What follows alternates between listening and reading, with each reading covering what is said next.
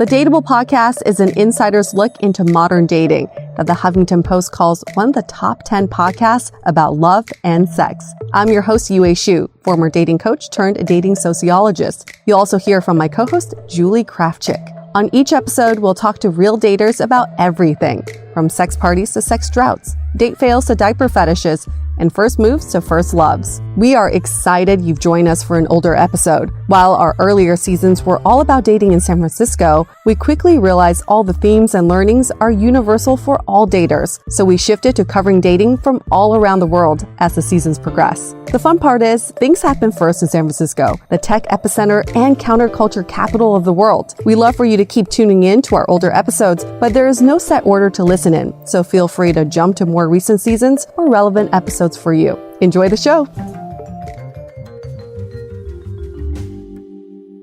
As you know, I recently left my corporate job and I've been in total recovery mode, all about self-care. One of my new routines is the nighttime shower before bed. There's just something about washing away the day and that reflection that's been super helpful for me. I've been using one of our partners, Osea's Mega Moisture Duo. This combo body oil and body lotion are so freaking incredible. It literally feels like I'm at a spa. I realized that the secret is seaweed and other skin level ingredients that are normally reserved for face products. And that's why I was so excited when Osea became one of our partners. And, you know, we're so grateful for partners like this because one, they keep the show going, but they're also super good for all of our listeners and for our own well-being. So if you want to have that nighttime bliss like I am doing, you can get 10% off your first order site-wide with code DATEABLE at oseamalibu.com. You'll get free samples with every order and free shipping on orders over $60. So head to oseamalibu.com and use the code DATEABLE for 10% off. Let us know which products you end up going with. Share them in social. Super excited to see what you end up choosing. I was so excited to get my shipment from Last Bottle Wines in the mail the other day, full of incredible red wines, all from Napa Valley. I love wine tasting, so having this to my door couldn't be happier. Also, couldn't be more excited that today's episode is brought to you by Last Bottle Wines. If you don't know already, they're a Napa-based online wine shop with a twist. They offer just one handpicked wine per day until it sells out, and they're always at incredible prices. We're talking 30 to 70% off retail. And the best part is that there's no subscriptions, no fees, and no minimum purchase. And I could not be more excited to bring this offer right now because they're having a marathon sale, which is coming up March 28th and 29th. Even better, we're offering Dateable listeners 10% off your first order with code DATEABLE. So if you are a wine lover like me, this is a great time to join. And did I mention that shipping is 100% free? So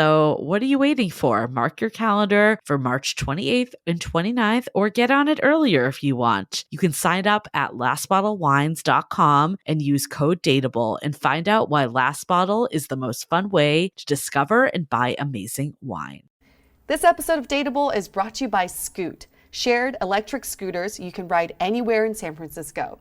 Dateable listeners get a special deal, $10 for 3 hours of scooting. Sign up at scoot.co/dateable or use the code HOTDATE. Hey everyone, welcome to another episode of Dateable, a show that opens up a candid conversation about dating in San Francisco. That voice that you just heard, folks, in your ears, in your gentle ears, was the humming of my co-host, UA. I feel like people are so sick of hearing our voices, but I'm sure nobody's ever sick of hearing your angelic voice, Michael Vargas. So on each episode, we dissect a dating story, and today we have kind of a theme going on in our studio. I would call you guys the Marina Bros. Can we just say that? Marina Bros. Yeah, so we met these awesome guys at the Mr. Marina competition, which, you know, before going, I was like, how douchey is this event going to be? And it was 110% douchey, good. But in a really good way, because I was thoroughly entertained. A dog peed on stage, people were naked, lots of thongs. So all for a good cause. We have one of the contestants here, Jake. How are you, man? I'm all right. Now, you talk about the awesome guys. Unfortunately, they weren't able to show up, so they found me instead since they knew I would have no plans tonight. it kind of worked out perfectly. Well, you know, when you're always on the JV team, you're just used to that kind of position. Yeah. Do you have a dating story for us? I'm assuming we've all gone on dates from Tinder before, yes? I never heard of it. Right on. What ended up happening sometimes when you go out with another person on there, they don't really look so much like their pictures. Catfishing. A little bit. It's more like, you know how kind of like that whole thing with like Tom Brady played with underinflated footballs. They're kind of using photos that aren't really playing. They're not to scale either. So I get it. Gotcha. They got me. But sometimes that'll happen and you find out that that person's not so attractive in person, but you're already there. It's kind of, you know, brought up with manners, so I wasn't going to just bail and make up being sick or something like that. As expected, the date didn't really go so well. Mostly because of the fact that I just was not interested by that point at all, and I apologize for that. That sounds a bit shallow. But from her photos, you were quite attracted to her. Sort of. More than anything, she Steve Urkel'd me. She was really persistent after a while, and I was just like, fine. I did the Laura Winslow. I caved. You're hoping she's gonna be Stefan? I was hoping for Stefan. I was hoping for Stefan. Oh man, I'm so glad we're all old enough to know that. Half of our audience just dropped off at this point. Okay, please proceed. Oh, she asked me to go back to her place with her. She was very upfront. How long were you on this date before she proposed going home with you? Maybe an hour and a half. Wow. Was it just drinks? Yes. And who paid? I'm gonna plead the fifth. Interesting. So she was really into it. Well, that happens. I bring up to her, I'm like, listen, I'd kind of rather just be friends. I'm not really feeling it like this.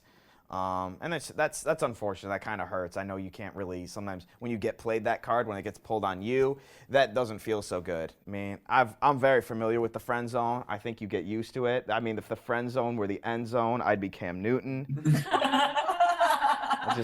My other line that I recycled was, I'm so far in the friend zone, I met her boyfriend's parents. How is she not taking it very well? Like, what's going on to show that? You can kind of see, like, in her expressions and things like that. She's kind of like, it's fine. No, it's fine. Like, very, you know, kind of like when my dad would see my report card. It was just very, like, it's kind of this, like, weird, like, disappointed, a little bit angry. The weird thing was more so after I leave. And so I receive a series of text messages, Facebook messages, ranging from, like, maybe, I'd say from about, like, 1 in the morning till about, like, 10 in the morning. And you guys were Facebook friends at this point? Yes. Why? So she kind of kept being very persistent with me. You guys talked on Tinder, then she found you on Facebook? She did. Wow, Yeah, so what she worked on was getting you to progressively commit to the idea of who she was. Like, okay, we're doing this. Okay, now we're friends on Facebook. Now just saying all those little yeses. Right. And that was interesting. I mean, that wasn't really a problem to me. The thing was, the Facebook things was mostly a guilt trip, but then the really strange thing was when she started calling me the N-word a lot. What? Like, oh yeah, like, I mean, she was very upset, and I kind of get that. Like, maybe she feels like that I led her on in some way, shape, or form. Did you send her any dick pics before meeting her? Before meeting her, no. It was after. It was like, look. Consolation prize? Look, you're not missing much. Like, it's great. And they weren't my own dick pics. They were somebody else's. That's what was made it really weird. She kept bombarding you with messages over Facebook and text. And then how did that end? It ended with her telling me she was taking a bunch of Xanax. And then she would call me the next day. I'm like, no, that's cool. I'm good with that. Are you serious? No, this is dead serious. Like, this is all, like, none of this is exaggerated. It was a really strange.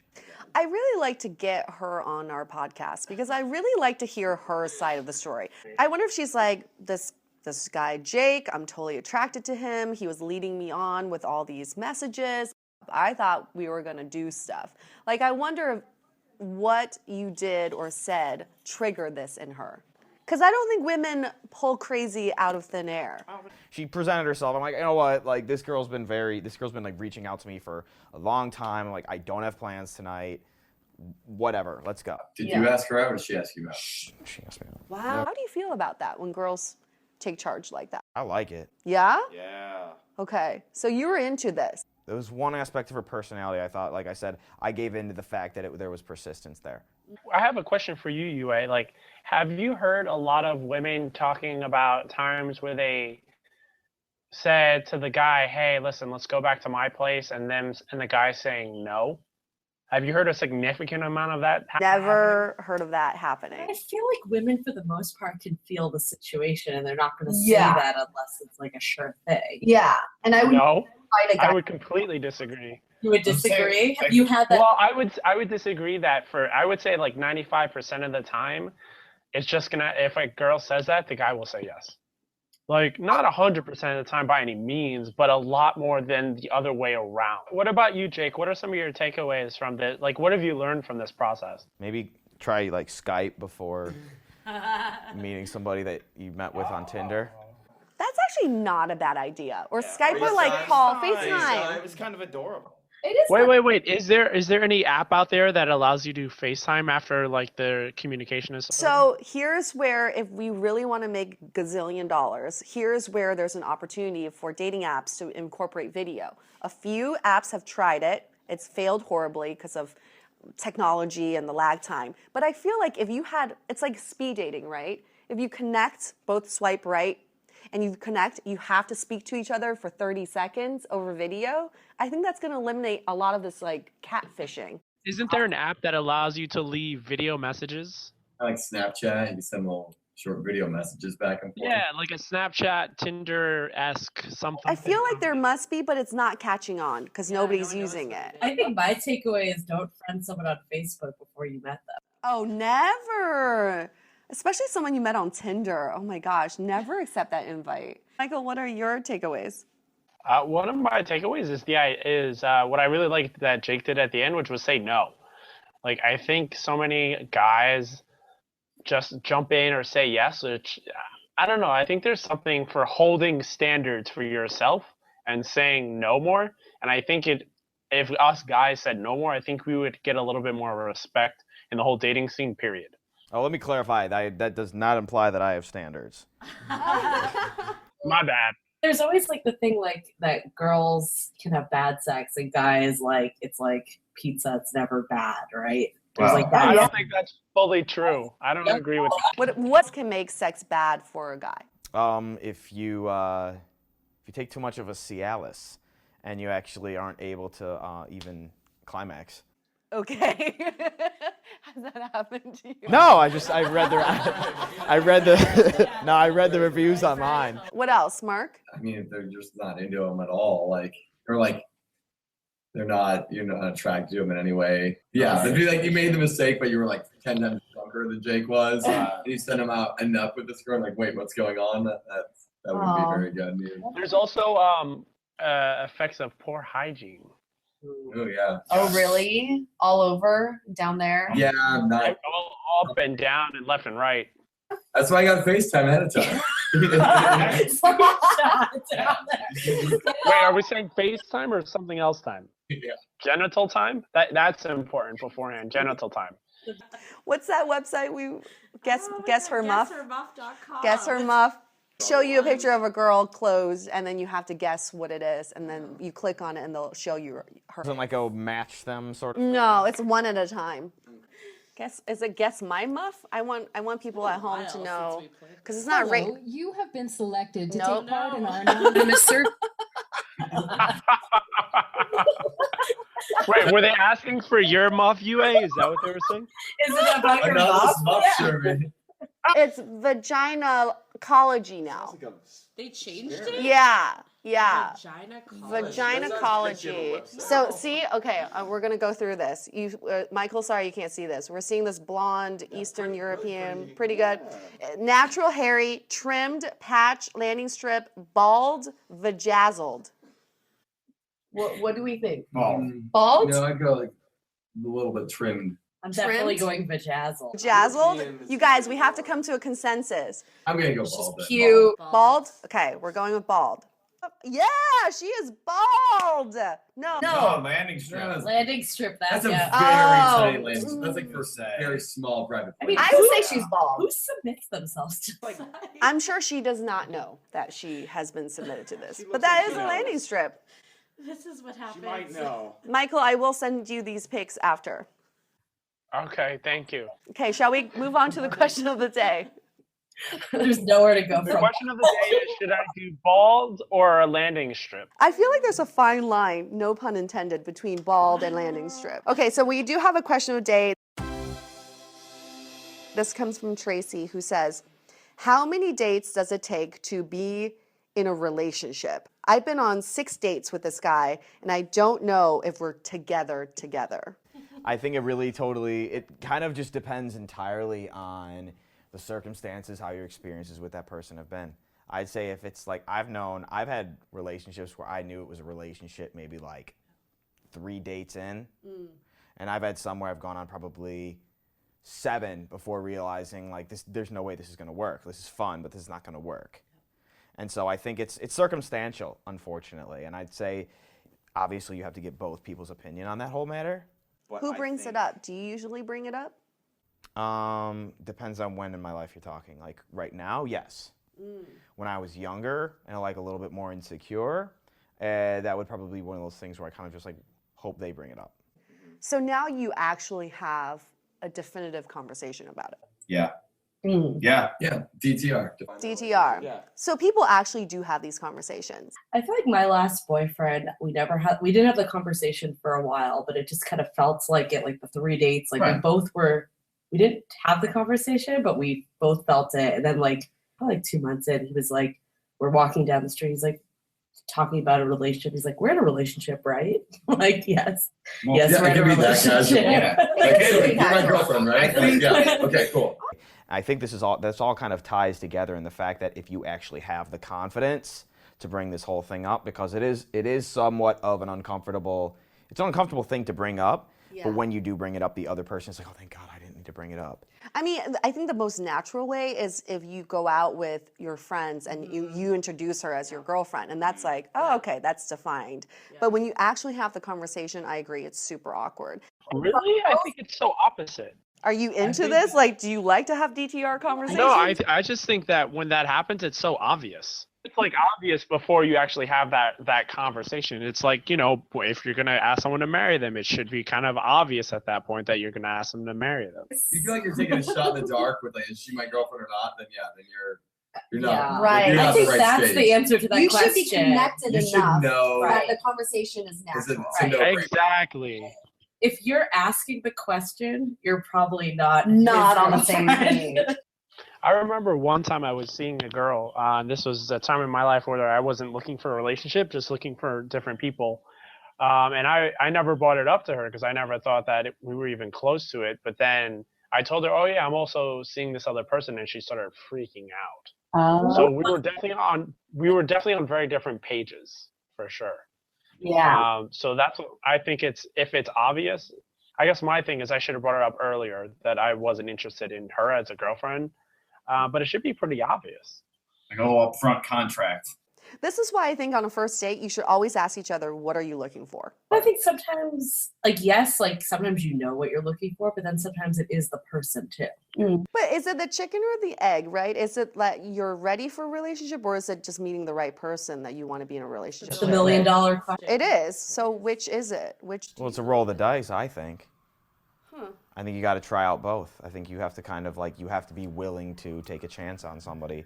I don't know how many people come meet with each other and have like this contract and be like, hi, here, we're going to go on 4 dates and we're going to determine at the end if this works or not. That'd be great. I like the formality and it's great as a comedy concept, but I don't see it practically. I mean, it removes emotion from the entire equation. I also think that there's times where people they're kind of using this as like an emotional crutch too. Yeah. I think there's times where you go through something, like when I first moved out here, I went on tons of dates when I first moved out here because of the fact like I didn't have friends. I lived in, I had a job in which I didn't work in an office. I lived in like the suburbs, so meeting friends was super hard.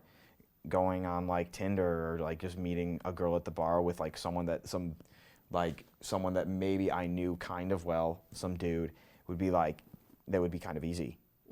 But the making friends was really hard for me. And that was like, at that point, you're kind of just like, well, I'm just going to go do something because I don't want to be by myself all the time.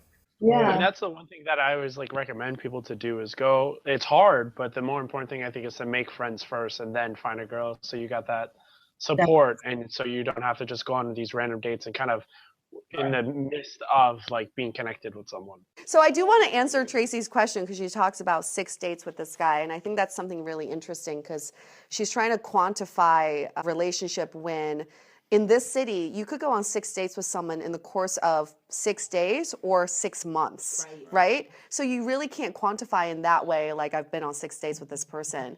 But research shows that it takes 12 consecutive dates with someone to know if you want to be in a relationship with them. So does that make me clingy? Or does that make me, if I'm like kind of, I realize that right away? Does it make me like psycho ex, that girlfriend meme? I think you bring up a good point, Jake. I think a lot of people are like that, where they want 1 or 2 dates and then they expect it to be like, okay, now we're official. Meanwhile, you don't even know who the hell this person is. Right, but I think I would argue that even the 12 dates is arbitrary. I feel like it all is like the quality of the time you spend together, Right. the connection. How long you could does- go on 12 dates and not know anything about them. If it was like a half an hour each. Like, how well do you know someone in 12 hours? It's not the dates that are the most important, it's the communication between the dates. Because in the beginning, it's all about momentum. And when you see each other once a week or once every 2 weeks, you're getting to know each other every time. But if you're communicating in between, then you're building that momentum. So I feel like, Tracy, you should look into more, not just the 6 dates, but how is your communication in between those dates? You also don't want to have like the text only relationship, right? Absolutely that not. you don't actually, you want to have the real life interaction. Yes, for sure. Okay, any last takeaways for everyone?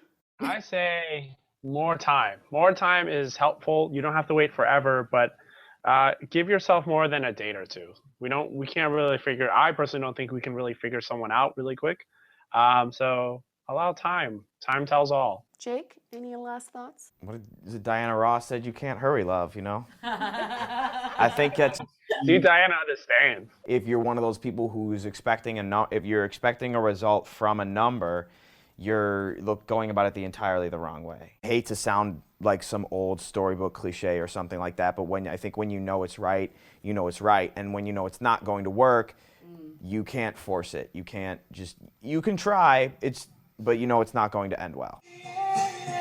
That was a good ending one. Guys at home, don't forget to submit your stories. And remember, you can always be anonymous. And last but not least, thank you very much, Jake, for being here. And Michael? Stay dateable. Dating's important, but you can't hurry love. Being single can be amazing. It's time to connect with yourself, friends, and our amazing city of San Francisco. Hop on a scoot yourself or with some friends to explore the city. Take a ride to Smitten Ice Cream or to the top of Twin Peaks for a great solo or friend date. We bet you'll fall in love with San Francisco. Sign up for just $10 with the code HOTDATE or go to scoot.co/dateable. To connect with us, visit dateablepodcast.com.